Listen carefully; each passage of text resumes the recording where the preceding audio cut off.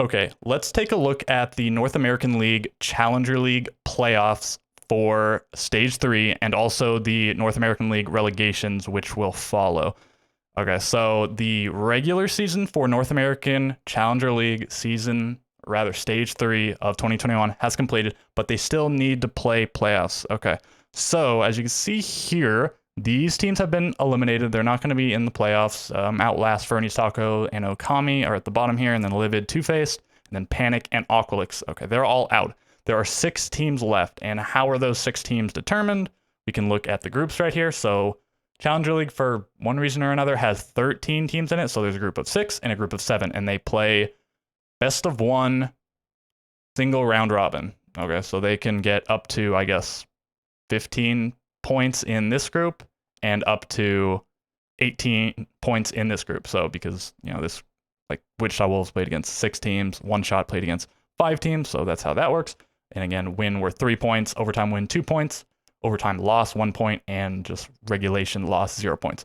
So Wichita Wolves and One Shot top their groups, and what that gets them is an effective bye for the first round of the bracket, and I'll show that in just a second. And then Aerial, Rise, Parabellum, second and third seed. It gets them a worse position in the bracket than the first seed, but they're still in there. And then they did cross seeding, so Aerial should be playing Nocturnes and Parabellum playing Investigation Files, 2 versus 3 and 3 versus 2 from opposite groups. Okay, so when is this going down? Let's take a look at the schedule really quick. It's November 5th through the 7th, so that is not this coming weekend, but that is next weekend, Friday, Saturday, Sunday. But do keep in mind, after this, at some point, there will be the North American League relegation match, a best of 5, which we don't know the talent for and we don't know the date of, I don't believe, but that'll be going on at some point in, I don't know, November, December, January. Could be any of them, hard to say. Okay, let's take a look at the bracket. So as I was saying, they got a bye. What I meant by that is they got put straight into the upper bracket semifinals, whereas the other 4 teams, the second and third seeds from the 2 groups, get put into the upper quarterfinals. And I'm saying upper because, yes, they did have a lower bracket in the previous stage and maybe stages previous to that as well, but it wasn't terribly significant because once you got knocked into that lower bracket, you could no longer win the bracket. But now they've changed it so there is a grand final. Before, it was whoever won the upper bracket final was first place, and whoever won the lower bracket final was second place. So you were no longer playing to win the whole thing if you got knocked in the lower bracket. So that really diminished teams' motivation and whatnot. So now you still, you'll have to play through the lower bracket, and you'll have to win the grand final, presumably with a handicap, but you can still win it. Okay, so going into it, I believe the 2 favorites are Wichita Wolves and Parabellum. Wichita Wolves, not a big surprise because they are sitting here at first place. They dropped they dropped 4 points, and I guess One Shot only dropped 2 points, but Wichita Wolves had to play one more game. They were a little bit shaky, but they clearly were the best team in their group, beating the next team by a whole 3 points. And I think even before they played their games, going into the stage, it was probably expected Wichita Wolves and Parabellum to top their groups. Wichita Wolves are just a solid team with some former pro players. Let's go look at the rosters here. Wichita Wolves, Callout and Forrest used to be on United in Pro League, and they were dropped at some point, but they've been playing together. Before they were Wichita Wolves, they were Ape, and they've changed the roster a little bit. Recently, they added Freak and Mohesi, or Mohes. I'm still unclear on the pronunciation of that. Let me know in the comments if you're fully aware of how you're supposed to say that, how it's preferred to be said. And then the other roster, One Shot, is Quartz, Kilo, Slippery, Storms, and Swaylin. So Slippery and Swaylin I don't think are that well known, and you can tell by the fact that they have a red name, so they don't actually have a Wikipedia page. But Storms and Kilo, I think, have been in Challenger League for a bit. And Quartz, you may know because he was recently on Mirage. He was in there for stage 1 and 2, but he didn't actually play in stage 1. I believe he had visa issues, so they had the hero Hot and Cold on their team, but then they couldn't keep hold of such a wild stallion, so he went to Space Station. And then Quartz got to play again, but then he got dropped after stage 2 because not particularly because of his performance, I'd say. He didn't do that bad, but they wanted to make a change, and they decided it'd be him that they would drop. Okay, but now he is on his revenge tour toward the NAL, and we'll see if he can actually make it there. And then the other rosters, Aerial. Oh, and let's look at Parabellum, actually, because I did talk about them a bit. Parabellum. Spirits, Eska, Penguin, Kool-Aid, and Melted. Melted recently on Wichita Wolves. He got dropped, and he replaced Sonar. Sonar went to Okami and had a very unfortunate stage where they got where was it? Last place in their group. So tough for Sonar. Maybe he'll be back. He put out a little tweet longer talking about if he could find a team that he felt fit him well and he enjoyed playing on, that he'd continue playing, but otherwise he might not. So we'll see about that. Right. So who do I expect to win?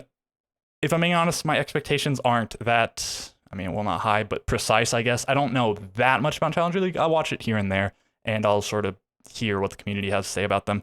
And I guess I gave you what I know about that, in that Wichita Wolves and Parabellum are probably the two favorites, at least to make it to the upper bracket finals, maybe one shot, considering that Parabellum does have to win this game and then also this game to make it there.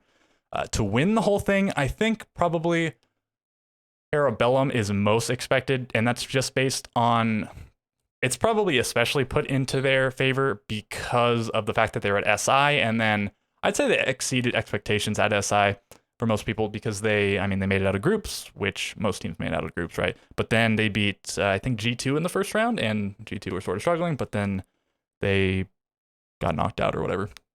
So they beat some good teams, and they didn't, I don't think, got absolutely crushed in, maybe they did a couple times, but not a bunch. So yeah, they held their own, right?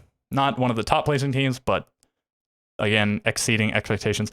Wichita Wolves are a team, this is an actual, like, decent sized org. They go do boot camps and stuff, and they all shave their head and stuff, and they're the whole squad. And they've been at it for a while. Again, they have multiple former Pro League players. They have a strong core. They've performed. And actually, last stage, I believe they struggled some, and Parabellum won the whole thing last stage. Not that winning in stage 2 really gets you much. This is where you need to win it. This is where, if you win it, you get a chance at the NAL. Okay, so I think that's pretty much it. They'll play through the bracket, and again, that's going to be next weekend, and anyone could win it, but let me note this really quickly. Parabellum and Ariel technically barely made it. Of course, at least one of them was going to make it because 2 of these 3 teams were going to make it, but they only beat out Aqualix on tiebreakers. As you can see, they're on 8 points, right? And they played 5 games. Well, wait, so why do they have, oh yeah, because I almost looked stupid there. Hope I didn't. Right, they got 8 points, and on some factor in this mini league, they were able to make it. And I don't even think those games were played on stream, just they had to like tweet about it or whatever, so. Okay, all of that being said, I think the only thing I have left that I need to talk about here is relegation. So how do teams get to relegations? I hope you understand by now, but they win this bracket, okay? If they win this bracket, then they get to play against Exet. It is going to be a single best-of-5 match. It's going to be, as far as I understand it, from what I've heard, played on land, so I guess they got to fly out to Vegas, the other team. I mean, Exet's already in Vegas, but the other team, they got to get to Las Vegas, and they play on land. So in that fashion, I suppose Exet is favored. I mean, they've been not only playing on land, but assuming they're playing in the same stadium, they've been sitting in those seats and, well, losing a lot, admittedly, but they've been playing. And historically, in North America at least, the Challenger League team usually wins. The Challenger usually takes it. There have maybe been a few exceptions, but I believe the majority of the time, and perhaps the vast majority, the team coming from Challenger League defeated the team in the, well, I guess it wasn't always the North American League, but in the Pro League, I guess it used to be. Okay, so who's it gonna be? It could be any of those teams, realistically. They've all got about an equal shot, technically one shot, and Wichita Wolves have the best shot at the moment because they have to play fewer games. But again, could go to anybody. As I said previously, the talent has not been confirmed. I imagine it might be Blue and Stokes, or it could be, they could give the chance to the Challenger League team, or commentators rather. Some number of them. I imagine it's just going to be the same 2 people casting the whole thing. That'd be weird to switch between maps, but I mean, maybe, you never know.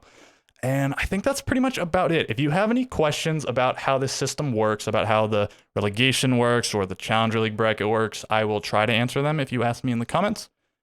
And one more thing, if you did get to this point, I was curious, for the last few videos, including this one, I had no background music playing, and so, I don't know, you might be able to hear like a background noise here or there, probably, especially, maybe I didn't do it in this video, but my chair squeaks sometimes, so let me know, and I think the background music sort of covers it up, maybe.